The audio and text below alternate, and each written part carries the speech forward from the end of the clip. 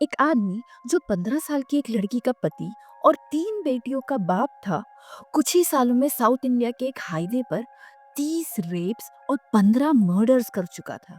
ये कहानी है उन हाईवे मर्डर्स की। ये कहानी है एम जयशंकर उर्फ साइको शंकर की। तो मैं आपको ले चलती हूँ 23 अगस्त 2009 में, जहाँ एम प्रियामणि नाम की 39 साल की एक पुलिस कांस्टेबल तमिलनाडु में अपनी ड्यूटी खत्म कर घर के लिए निकल रही थी। अब क्योंकि कुछ ही दिनों में डिप्टी सीएम एम के स्टालिन वहां विजिट करने वाले थे, पिछले कुछ दिनों से पेट्रोलिंग ड्यूटीज बढ़ा दी गई थी, जिस वजह से सभी पुलिस वालों को बिना टाइम पर खाना खाए या आराम किए ज्यादा घंटे काम करना पड़ रहा था। तो 23 अगस्त की शाम जब प्रियामणि की ड्यूटी खत्म हुई, तब वो बहुत ही ज्यादा थक चुकी थी। उसे बस अपने घर पहुंच यूनिफॉर्म बदल अपने हस्बैंड के साथ कुछ वक्त गुजारना था। पर जब वो नेशनल हाईवे 47 पर अपने बस का इंतजार कर रही थी, तब उसके बस का कोई अता पता ही नहीं था। अब क्योंकि उस वक्त मोबाइल फोन्स इतने कॉमन नहीं थे और ना ही ओला उबर जैसी सर्विसेज थी, प्रियामणि को कैसे भी करके अपने घर पहुंचना था। इसीलिए जब उसने अपनी तरफ आते हुए एक बाइक को देखा, तो इशारा कर उसे रोक लिया। क्या तुम सिंगापली की तरफ जा रहे हो? प्रियामणि ने पूछा। हाँ, उस आदमी ने जवाब दिया। प्रियामणि चैन की सांस लेते हुए उस आदमी के साथ उसकी बाइक पर बैठ गई। जब दोनों सिंगापली की तरफ बढ़ने लगे, वहीं प्रियामणि के हस्बैंड मनियन घर पर अपनी बीवी का इंतजार कर रहे थे। घंटों बीत चुके थे पर प्रियामणि की कोई खबर नहीं थी। उनकी चिंता बढ़ने लगी थी। पर ऐसा पहले भी कई केसेस में हो चुका था। क्योंकि प्रियामणि एक पुलिस कांस्टेबल थी, अक्सर उसे घर आने में देर रात हो जाती। तो खुद को यही दिलासा देकर मनियन सो गए। पर अगली सुबह भी जब प्रियामणि घर नहीं लौटी, तो उन्होंने पुलिस स्टेशन जाकर अपनी बीवी की मिसिंग रिपोर्ट फाइल की। अब क्योंकि प्रियामणि उसी पुलिस स्टेशन में पोस्टेड थी, इस बात को सीरियसली लेकर इंस्पेक्टर एस स्वामीनाथन को इस केस का इंचार्ज बनाया गया। अब भले ही वो अपनी पूरी कोशिश कर रहे थे, पर इस बात की कोई खबर नहीं लग पा रही थी कि प्रियामणि आखिर कहाँ होंगी। वहीं इस केस को इन्वेस्टिगेट करते हुए इंस्पेक्टर स्वामीनाथन को प्रियामणि के बारे में तो कोई खास जानकारी नहीं मिली, पर उन्हें ऐसा कुछ पता चला जो और भी ज्यादा डरावना था। नेशनल हाईवे 47 से गायब होने वाली प्रियामणि ना तो पहली औरत थी और ना ही आखिरी। पर इंस्पेक्टर स्वामीनाथन ने प्रियामणि की खोज में जब तमिलनाडु के अगल बगल के पुलिस स्टेशन से लेकर आंध्र प्रदेश और कर्नाटका के पुलिस स्टेशन तक बात की, तो पता चला कि इस हाईवे से अब तक दर्जनों लड़कियां गायब हो चुकी थी। धीरे धीरे लोग नेशनल हाईवे 47 को आतंक का हाईवे बुलाने लगे थे। पर इसमें एक बात नोटिस करने वाली थी। गायब हुई लड़कियों में से ज्यादातर लड़कियां प्रोस्टिट्यूट्स यानी वेश्या थी। पर प्रियामणि की ही तरह कुछ लड़कियां वैश्या नहीं भी थी। वहीं गायब होने के बाद या तो इन लड़कियों का कोई अता पता ही नहीं चलता, या तो उनकी डेड बॉडीज कभी जंगल झाड़ियों में तो कभी नाले और कुओं में मिलती। अब भले ही ये सारी लड़कियां एक दूसरे से बहुत ही अलग थी, पर जिस तरीके से वो गायब हुई, क्या जिस हाल में उनकी डेड बॉडीज मिली, इंस्पेक्टर स्वामीनाथन को इसमें एक पैटर्न नजर आने लगा था। लेकिन उनके पास अभी इतने पक्के सबूत नहीं थे जिससे वो ये कह पाए कि पुलिस एक सीरियल किलर से डील कर रही थी। इसीलिए वो चुप रहे, और तब तक चुप रहे जब तक उन्हें दो ऐसे लिंक्स नहीं मिल गए जिसने इस पूरे केस को एक साथ बांध दिया।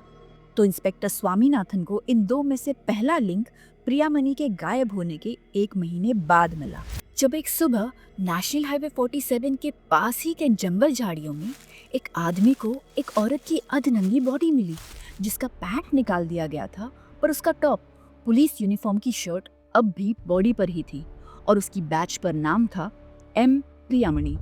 अब भले ही उस बॉडी के कई हिस्से जंगली जानवर खा चुके थे, पर उसके पेट, चेस्ट और मुंह पर दिए गए कट्स अब भी साफ दिखाई दे रहे थे। उसकी लिप्स कटी हुई थी, और भले ही ऑटोप्सी रिपोर्ट ने ये क्लियर कर दिया था कि उसका रेप किया गया था, उसे मारने से पहले और मारने के बाद भी, पर क्योंकि अब बॉडी डीकम्पोज हो रही थी, उसमें से कोई भी पॉसिबल डीएनए नहीं मिल पाया। लेकिन इंस्पेक्टर स्वामीनाथन ने तुरंत ये बात नोटिस की कि प्रियामणि की बॉडी और उस हाईवे के आसपास मिली बाकी लड़कियों की बॉडीज में बहुत सी सिमिलैरिटीज थी। जैसे उन सब के पेट, चेस्ट और थाइस पे बड़े कट्स थे। सबका रेप किया गया था, मारने से पहले और मारने के बाद भी। सबके लिप्स कटे हुए थे, जैसे उन्हें बहुत जोरों से थप्पड़ मारे गए हों, जब तक उनके लिप्स कट नहीं गए। हालांकि ये सारी लड़कियां एक दूसरे से काफी अलग थी, पर इन्हें एक ही तरीके से मारा गया था। और यही बात इंस्पेक्टर स्वामीनाथन की पहेली का पहला टुकड़ा साबित हुई। और इसी पहेली का दूसरा टुकड़ा उन्हें तब मिला जब उन्होंने उन सारी लड़कियों और औरतों से बातें करना शुरू की जिनके जान पहचान वाली कोई लड़की ऐसे ही गायब हुई हो या जिसकी डेड बॉडी मिली हो। जब उनकी मुलाकात हुई 45 साल की श्यामला से, पर श्यामला ने उन्हें अपनी जान पहचान वाली किसी औरत की कहानी नहीं सुनाई। उसने तो इंस्पेक्टर स्वामीनाथन को खुद अपनी कहानी बताई, उसका अपना अनुभव जब वो खुद उस शैतान से मिली जो नेशनल हाईवे 47 पर अपना आतंक फैलाए हुए था। श्यामला ने बताया कि वो उस हाईवे से 200 मीटर्स की दूरी पर ही रहती थी और एक शाम जब वो बाजार से घर लौट रही थी तो बगल से गुजर रही एक ट्रक अचानक उसके सामने रुकी और एक आदमी उसके सामने कूद पड़ा जिसके बाल लंबे थे, लंबी दाढ़ी थी, उसके हाथ में एक बैग था और उसने दारू पी रखी थी। वो आदमी श्यामला का पीछा कर रहा था। जब वो घबरा कर दौड़ने लगी, पर ये बात उस आदमी को अच्छी नहीं लगी। श्यामला को गाली बकते हुए वो उसे घसीटता हुआ झाड़ियों में ले आया। वो जोरों से चिल्लाकर रो रही थी जब उस आदमी ने श्यामला का मुंह दबाते हुए अपने बैग से कुल्हाड़ी निकाली और उसकी साड़ी उठाने लगा। लेकिन तब उन्हें झाड़ियों में कुछ लोगों की आवाज आई। श्यामला की चीख सुन कुछ गांव वाले वहां पहुंच चुके थे और पकड़े जाने के डर से वो आदमी वहां से भाग गया। श्यामला की कहानी ने इंस्पेक्टर स्वामीनाथन की बहुत मदद की। उन्हें अब इतना पता था कि वो आदमी एक ट्रक ड्राइवर था जो कि रात में नेशनल हाईवे 47 पर अक्सर घूमता, अकेली लड़कियों की मदद करने के बहाने उन्हें झाड़ियों में ले जाता, अपनी कुल्हाड़ी दिखा उनका रेप करता, फिर उसी कुल्हाड़ी से उन्हें मार देता और फिर से उनका रेप कर वहां से भाग जाता। पहेली के इन दो टुकड़ों की मदद से इंस्पेक्टर स्वामीनाथन अब श्योर थे कि वो एक सीरियल किलर से डील कर रहे थे। अपने प्लान के हिसाब से उन्होंने सबसे पहला काम ये किया कि श्यामला के बताए हुए हुए के हिसाब से उन्होंने उस आदमी की एक स्केच बनाई और फिर वो स्केच सारे पुलिस स्टेशन में भेज दी और फिर सारे पुलिस वालों को ये अलर्ट किया कि अगर किसी भी ट्रक ड्राइवर पर शक हो तो उसे पकड़ ले। और फिर उनका दूसरा काम था इंतजार करना ताकि वो सीरियल किलर एक गलती करे जैसी उसने श्यामला के साथ की थी। और फिर जल्द ही पुलिस स्टेशन में कॉल आया। नेशनल हाईवे 47 के पास 20 साल की एक लड़की जख्मी हालत में मिली जिसका रेप कर उस पे हमला कर उसे मरने के लिए वहीं छोड़ दिया गया, पर वो बच गई और लोग उसे हॉस्पिटल ले गए। पुलिस अब उसी जगह पहरा लगाए हुए थी जहां वो 20 साल की लड़की जख्मी हालत में मिली, इस उम्मीद में कि शायद वो आदमी दोबारा उस लड़की को चेक करने आए। और वही हुआ। देर रात एक ट्रक ड्राइवर वहां उस लड़की की बॉडी ढूंढते हुए आया जब पुलिस ने उसे अरेस्ट कर लिया। लेकिन जब इंस्पेक्टर स्वामीनाथन इंटरोगेशन रूम में अपने सीरियल किलर के ठीक सामने बैठे थे तो वो ये देखकर शॉक थे कि उस आदमी को बिल्कुल भी दुख नहीं था। इनफैक्ट उसे अपने किए पर घमंड था। उसने बड़े आसानी से सब कुछ बता दिया कि उसका नाम एम जयशंकर था। वो 32 साल का एक ट्रक ड्राइवर था जिसकी एक बीवी और 3 बेटियां थी।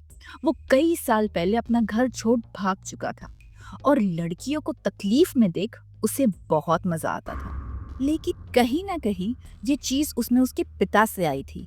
याद करते हुए शंकर ने बताया कि बचपन में उसके पिता ऐसे ही वैश्याओं को अपने घर लाते और कमरे में ले जाकर दरवाजा बंद कर लेते।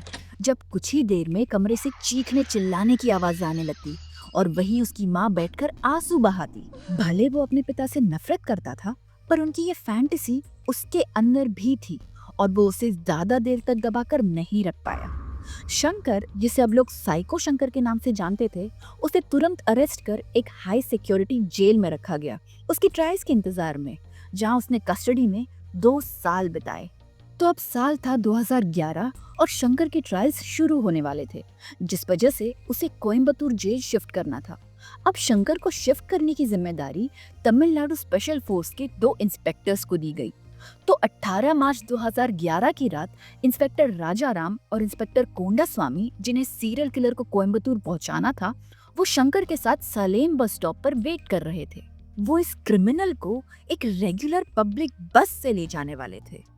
लेकिन शंकर इन दोनों इंस्पेक्टर्स को चकमा देकर वहां से फरार हो गया एक सीरियल किलर जिसने 3 स्टेट्स में आतंक मचा रखा था, वह पुलिस के हाथों से फरार हो चुका था। ये गिल्ट इंस्पेक्टर कोंडा स्वामी बर्दाश्त नहीं कर पाए और उन्होंने अपने ही गन से खुद को गोली मार ली। वहीं शंकर फरार होते ही एक गांव की तरफ गया, जहां उसे एक औरत पानी भरते हुए दिखी। पास ही उसका घर था, जिसमें उसका पति उसका इंतजार कर रहा था। शंकर को अपनी तरफ बढ़ते देख वो औरत उसे पहचान गई और चिल्लाते हुए अपने घर की तरफ दौड़ी। पर शंकर ने उसे उसकी बालों से घसीटा, उसके घर को आग लगा दी जिसमें उसका पति जिंदा जल रहा था। उसके जलते हुए पति के सामने उस औरत का रेप किया और फिर उसे भी मारकर वहां से भाग गया। कुछ और औरतों का रेप और मर्डर कर शंकर एक बार फिर अरेस्ट हुआ, पर जेल के ही कुछ लोगों की मदद से वो एक बार फिर फरार भी हो चुका था। पर इस बार ज्यादा दिनों के लिए नहीं। इंस्पेक्टर स्वामीनाथन के एक सूचक के टिप से वो जल्द ही दोबारा पकड़ा गया और इस बार उसे हाई सिक्योरिटी सेल में रखा गया था। शंकर अब समझ चुका था कि इस बार उसका बच निकलना नामुमकिन था। इसीलिए 27 फरवरी 2018 की सुबह एक ब्लेड लेकर उसने अपना गला काट आत्महत्या कर ली। ये ब्लेड शंकर ने उस नाई से चुराई थी जो एक दिन पहले जेल में कैदियों के बाल और दाढ़ी काटने आया था। और इसी तरह शंकर एक बार फिर बच निकला। सो गाइज, आई एम आशी and you were watching the psycho Shankar case. अगर आपको ये वीडियो पसंद आई हो तो कमेंट करके जरूर बताइए। और अगर आपको ऐसे ही डार्क, ट्विस्टेड और ट्रू क्राइम केसेस सुनना पसंद है तो इस वीडियो को लाइक और चैनल को सब्सक्राइब करना मत भूलिए। मिलते हैं अगले वीडियो में एक नए केस के साथ। तब तक के लिए अपना ख्याल रखिए। Thank you.